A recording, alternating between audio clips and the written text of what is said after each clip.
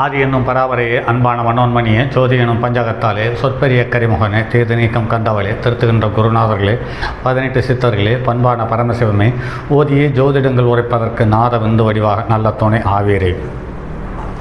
உலகில் உள்ள தமிழ் பேசும் அனைத்து நாள் உள்ளங்களுக்கும் மற்றும் ஜோதிட சான்றோர்களுக்கும் மூத்தோர்களுக்கும் ஆர்வலர்களுக்கும் மற்றும் இந்த காணொலியை காணும் உங்களுக்கும் அஸ்ட்ரோராஜின் இனிய வணக்கங்கள்.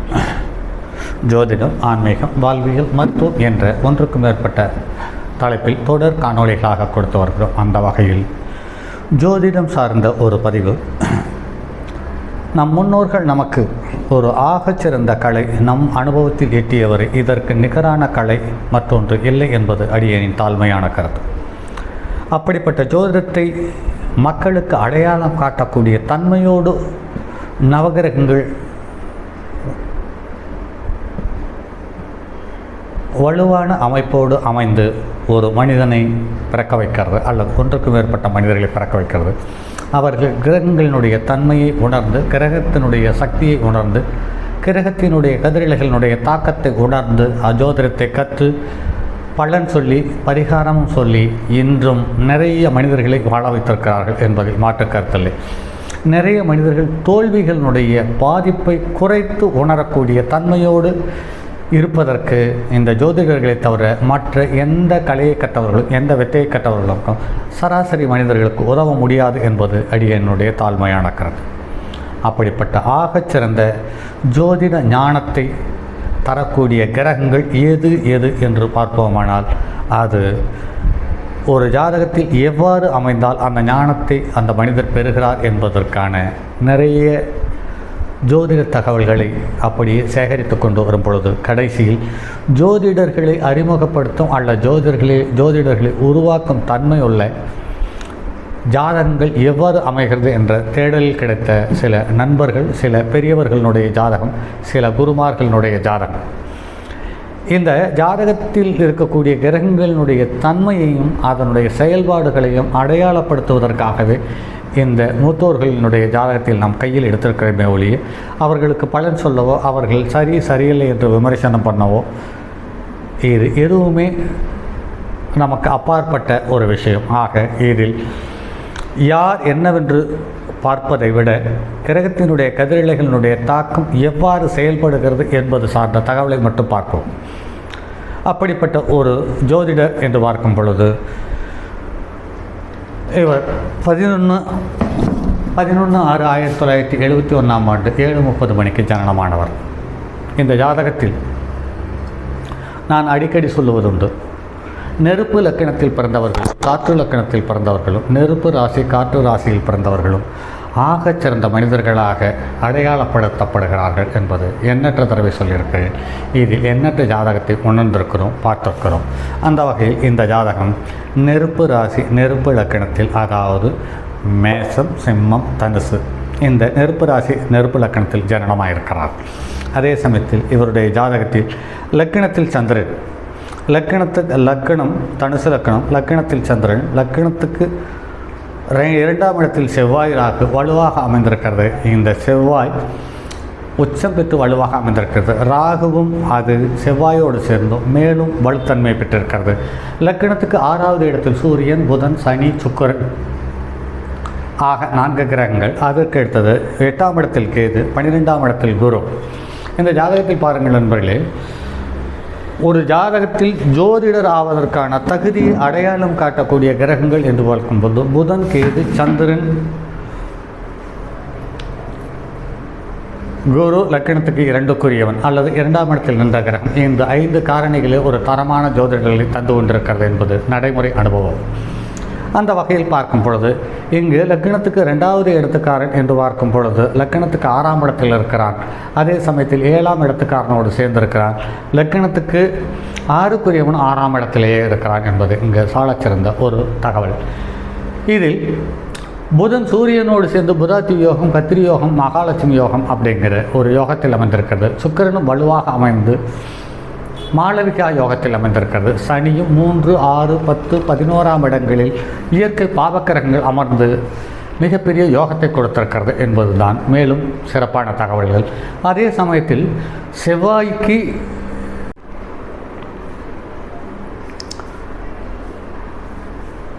செவ்வாய் நின்ற வீட்டுக்கு திரிகோணத்தில் 5 கிரகங்கள் இருக்கிறது. செவ்வாய் நின்ற வீட்டிற்கு 7ஆம் இடத்தில் கேது இருக்கிறது. செவ்வாய் நின்ற வீட்டுக்கு 11ஆம் இடத்தில் குரு அமைந்திருக்கிறார். பொதுவாக சொல்ல வேண்டுமென்றால் எந்த ஒரு ஜாதகமாக இருந்தாலும்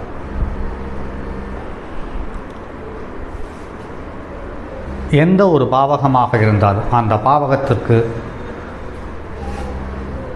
5ஆம் இடம், 7ஆம் இடம், 9ஆம் இடம் இதற்கு சம்பந்தப்பட்ட தகவல்களை தரக்கூடிய கிரகங்கள் என்பது அந்த 2வது வீட்டுக்கு மிகப்பெரிய யோகத்தை தந்துவிடும் என்பதில் மாற்றுக்கருத்தில்லை.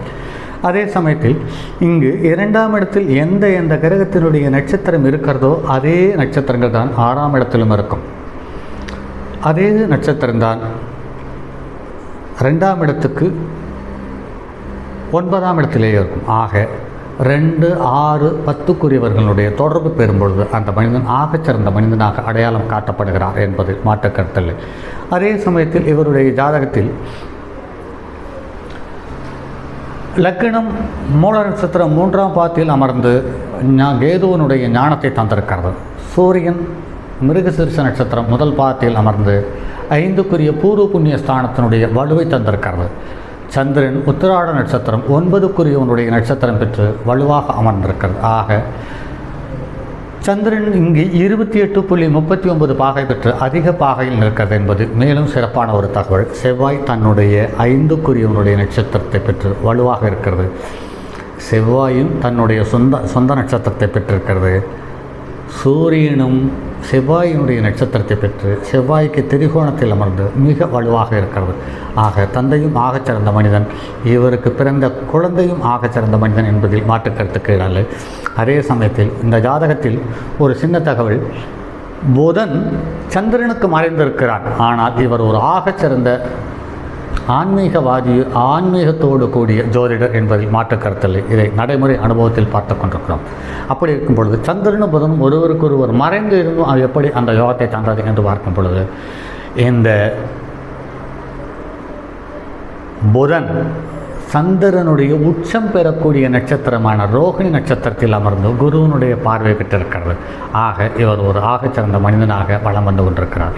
அதே சமயத்தில் லக்கினத்துக்கு 3ஆம் இடத்துக்குரிய கிரகம் 3ஆம் இடத்தை பார்த்து விட்டாலே போதுமானது. காரணம் என்னவென்று கேட்டால், இவர் லக்கினத்துக்கு 3க்குரியவன் 3ஆம் இடத்தை பார்ப்பது என்பது காற்று வீட்டுக்குரிய கிரகமான சனி காற்று வீடான காலபுருஷனுக்கு 11ஆம் இடமான கும்பத்தை பார்த்து இவருக்கு வெளிவட்டார பழக்க வழக்கம், ஜோதிடத்தில் இணையதளம் மூலம் இவர் ஒரு ஆகச்சிறந்த தலைச்சிறந்த ஜோதிடராக வலம் வந்து கொண்டிருக்கிறார். இவர் 1க்கு மேற்பட்ட நூல்களை எழுதியிருக்கிறார். 1க்கு மேற்பட்ட பிரசன்னங்களை பார்க்கிறார். இது மட்டுமில்லாமல் 1க்கு மேற்பட்ட மென்பொருள்களையும் இந்த ஜோதிட உலகத்துக்கு தந்திருக்கிறார். அதே சமயத்தில் ஜோதிட உலகில் இவரை தாண்டி இன்னொரு ஜோதிடர் இருக்கிறாரா என்று பார்த்தால் இனி வரலாம். ஆனால் இதற்கு முன்னால் இல்லை. இவரை கடந்துதான் ஒரு ஜோதிடமோ அல்லது பிரசன்னமோ ஒரு நாடியோ இருக்க முடியும் என்ற அளவுக்கு இவர் ஒரு ஆகச்சிறந்த மனிதனாக வலம் வந்து கொண்டிருக்கிறார் என்பதை மாற்றுக்கருத்தில்லை. அதே சமயத்தில் இந்த ஜாதகத்தில் கிட்டத்தட்ட ஒரு 3 நட்சத்திரத்துக்குள்ளேயே 6 கிரகங்கள் அடங்கி இருக்கிறது. ஏனென்று கேட்டால், இங்கு கிருத்திகை, ரோகிணி, மிருகசீரிஷம் அங்கே 5 கிரகங்கள். இங்கே மகரத்திலேயும் கிருத்திகை, உத்திராடம், திருவோணம், அவிட்டம். ஆக இந்த 2வது வீட்டில் இருக்கக்கூடிய நட்சத்திரத்தினுடைய ஜென்ம நட்சத்திரம் அணுஜென்ம நட்சத்திரத்தில் தான் கிட்டத்தட்ட 6 கிரகங்கள் ஒன்றுக்கொன்று தொடர்பு பெற்றிருக்கிறது. இந்த 6 கிரகத்தில் 4 கிரகத்தை குரு நேரடியாக பார்க்கிறது என்பது ஒரு அற்புதமான விஷயம். இங்கே லக்கினத்துக்கு 4ஆம் இடத்துக்குரிய கிரகம் 4ஆம் இடத்தை குரு வக்ரம் பெற்று பார்க்கிறார். சூரியன், புதன், சனி, சுக்கிரன் இந்த 4வரையும் சப்தம பார்வையாக பார்க்கிறார். அதற்கு அடுத்து குரு ஞானத்தை தரக்கூடிய கேதுவை தன்னுடைய 9ஆம் பார்வையாக பார்க்கிறார். கேதுவும் புதனுடைய நட்சத்திரத்தில் இருக்கிறது.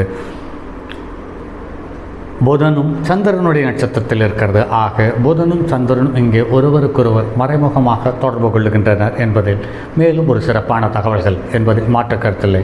ஆக ஒன்றுக்கு மேற்பட்ட கிரகங்கள் கூட்டு கிரகங்கள் ஒரு ஸ்தானத்தில் இருந்தால் அந்த கூட்டு கிரகங்கள் அந்த ஸ்தானத்தினுடைய வலுவை மேலும் அதிகமாக்கிறது என்பது என்னுடைய ஜோதிட பேராசிரியர் ஜி.கே. அவர்களுடைய பாடத்தில் நான் படித்திருக்கிறேன். அந்த வகையில் இங்கு லக்கணத்துக்கு 2ஆம் இடத்தில் வலுப்பெற்ற செவ்வாய் 2க்குரியவன் 2ஆம் இடத்திற்கு 5ஆம் இடத்தில் இருப்பது என்பது ஒரு சாலச் சிறந்தது. அதே சமயத்தில் இங்கு பார்வை என்று பார்க்கும் பொழுது குரு தன்னுடைய சொந்த வீட்டை பார்த்து விடுகிறார். செவ்வாய் தன்னுடைய 4ஆம் பார்வையால் தன்னுடைய சொந்த வீட்டை மேசத்தை பார்த்து விடுகிறார். சனி தன்னுடைய 10ஆம் பார்வையால் தன்னுடைய லக்கினத்துக்கு உபஜயஸ்தானமான 3ஆம் இடத்தை பார்க்கிறார். ஆக நிறைய கிரகங்கள் ஒன்றுக்கு மேற்பட்ட இந்த ஜாதகத்தில் மேலும் குறிப்பிடக்கூடிய ஒரு தகவல் என்று பார்க்கும் பொழுது லக்கினத்துக்கு 3க்குரியவன் 3ஆம் இடத்தை பார்க்கிறான். ஆக இணையதளம், வலைதளம் மற்றும் வெளி உலக தொடர்பு என்பது இவருக்கு சிறப்பாக அமைந்தது. காற்று ராசியில் ஒரு கிரகம் இருந்து அல்லது காற்று ராசிக்கு சொந்தமான ஒரு கிரகம் காற்று ராசியை பார்க்கும் பட்சத்தில் அந்த மனிதன் நேருக்கு நேர் பார்க்காமலேயே அந்த மனிதன் எண்ணற்ற பொருள்களை அல்லது செல்வத்தை சம்பாதிக்கக்கூடிய ஒரு தகுதி உள்ளவராக என்னுடைய பேராசிரியர் சொல்லியிருக்கிறார். அதற்கடுத்தது லக்கணத்துக்கு 4ஆம் இடத்துக்குரிய வக்ரம் பெற்றிருக்கிறது என்பது பலகீனமாக இருந்தாலும் கூட தன்னுடைய சொந்த வீட்டை மீனத்தை பார்க்கிறார். அந்த வகையில் பார்க்கும் பொழுது லக்கணத்துக்கு 4ஆம் வீடும் பலம் பெற்று விடுகிறது. லக்கணத்துக்கு 5ஆம் இடத்துக்குரிய கிரகம் காலபுருஷனுக்கு முதல் வீட்டுக்குரிய கிரகம். அது தனது ஸ்தானத்துக்கு 10ஆம் இடத்தில் தசம கேந்திரத்தில் அமர்ந்து தன்னுடைய சொந்த நட்சத்திரத்தில் அமர்ந்து வலுவாக தன்னுடைய 4ஆம் பார்வையை பார்த்து விடுகிறது என்பது மேலும் கூடுதலான தகவல்கள். இப்படி ஒன்றுக்கு ஒன்று வலுவான நிலையிலிருந்து இப்படி எண்ணற்ற கிரகங்களினுடைய முக்கியத்துவத்தோடு இந்த ஜாதகம் வலம் வந்து கொண்டிருக்கிறது. அதே சமயத்தில் இந்த ஜாதகத்தில் ஒரு ஸ்தானத்துக்கு 5ஆம் இடத்தில் எத்தனை கிரகங்கள் இருக்கிறதோ அத்தனை கிரகங்களும் அந்த ஸ்தானத்தில் இருக்கக்கூடிய கிரகத்தை செயல்பட வைப்பதும் ஊக்குவிப்பதற்குமான சக்தியை பெறுகிறது என்பது எனது ஆசிரியர் சொல்லியிருக்கிறார். அந்த தகவலும் இங்கு நடைமுறைக்கு ஒத்து போகிறது. சரி நண்பர்களே, மற்றும் அடுத்தது ஒரு பதிவில் சந்திப்போம். அதுவரை உங்களிடமிருந்து விடைபெறுவது உங்கள் அன்பு நண்பன் எம் ராஜரத்தினம். தங்கமான் மழுவோடேந்தி தன்மதி தலையில் கொண்டோர் மங்கையர் பறிக்கச் சொன்ன மாமொழி ஜோதிடத்தை இங்கு யாம் உரைப்பதற்கோர் இமை என்னும் பிழை வராமல் காக்க செங்கன் மால்மருகன் யானைச்சரன் பதம் காப்பதாமே.